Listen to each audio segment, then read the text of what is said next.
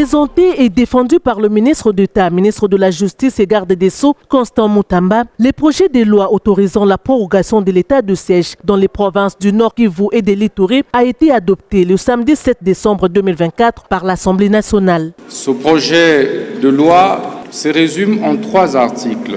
Le premier consacre l'autorisation de prorogation de l'état de siège qui prend cours à partir du 8 décembre 2024. Le deuxième article, quant à lui, consacre l'abrogation des dispositions antérieures. Et le troisième article a trait à l'entrée en vigueur de ladite loi. Telle est l'économie du présent projet de loi que je vous invite humblement à adopter. C'est sans débat que les représentants du peuple ont voté ces textes à la suite d'une motion du député national Alfred Dibandi Nzondomio. Cet élu du peuple a estimé que la plénière devait attendre le rapport de la mission d'évaluation de l'état de siège effectué par la première ministre Judith Suminwa Tuluka dans les provinces de l'Ituri et du Nord Kivu, mission au cours de laquelle elle était accompagnée de quelques élus nationaux. Est-ce qu'à présent, nous pouvons nous prononcer qui sont pour, qui sont contre, qui s'abstiennent?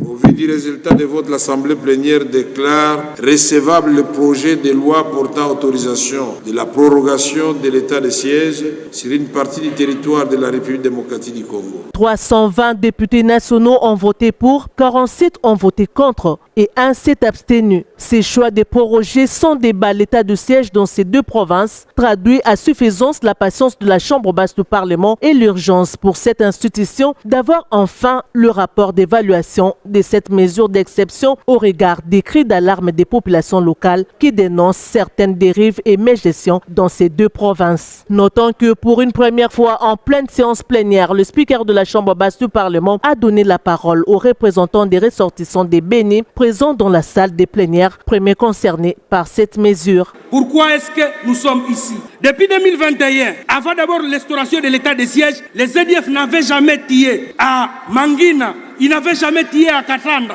ils n'avaient jamais tiré à Kabasha, à Kalunguta, ils n'avaient jamais tiré dans le territoire de Lubero, ils n'avaient jamais tiré dans le territoire de Mambasa, avant l'état de siège. Mais aujourd'hui, ils ont non seulement élargi leur champ d'action pendant l'état de siège, alors que tous, nous savons que l'état de siège était restauré pour ramener la paix chez nous. C'est pourquoi nous vous demandons, très chers représentants et chers présidents de l'Assemblée nationale, de pouvoir songer à la question des Béni. Plusieurs motions d'information ont été également lues par les députés nationaux. Il s'agit de la situation de la sécurisation des agents de la RTNC, l'insécurité dans la province des Kwango, l'insécurité au plateau des Bateke, la situation sanitaire autour de la pollution de l'air à Kinshasa, la situation sécuritaire et les tueries dans les mines à Mwenga, la situation des embouteillages sur la RN1 tronçon Kinshasa-Matadi et la situation des catastrophes naturelles après les pluies diluviennes à Wamba, Butembo, Matadi et autres. Le président de l'Assemblée nationale, le professeur Vital Kamerhe, a promis aux parlementaires de transmettre au gouvernement les sons des cloches de la population traduits par ces différentes motions d'information lues par leurs élus légitimes.